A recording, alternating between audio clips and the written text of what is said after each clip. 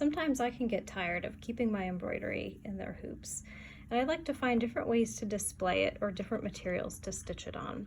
So when I found these little frames, I thought they would be the perfect size for a tiny project, and I decided to remove the glass so that some of these dimensional stitches could spill over the edges. If you have a little frame at home and you're wondering what to do with it, or you find something cool at a thrift store, doing a little embroidery project with some dimensional stitches could be the perfect use for it. So I just wanted to show you a quick tutorial of how you could take your frame and create embroidery that's just perfectly sized for it.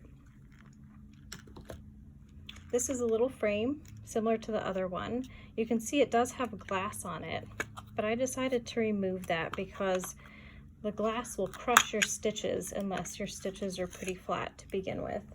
But I knew that because of this lovely beveled edge that I really wanted to use some dimensional stitches like woven picots and some bullion knots to add some pop to my threads. So basically, I just kind of looked at the space that I had to work with, picked out some fabric, and took a transfer pen and just drew an outline on my fabric.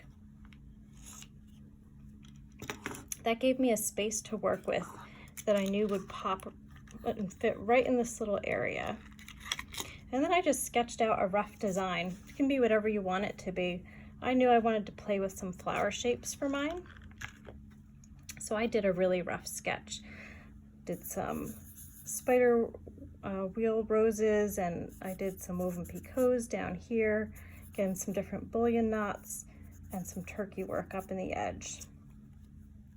And then I just stitched it inside my hoop, and when I was done, I saved this little piece of cardboard that was in the frame and wrapped my embroidery around it, centering it back in here, and pushed my embroidery up through the frame.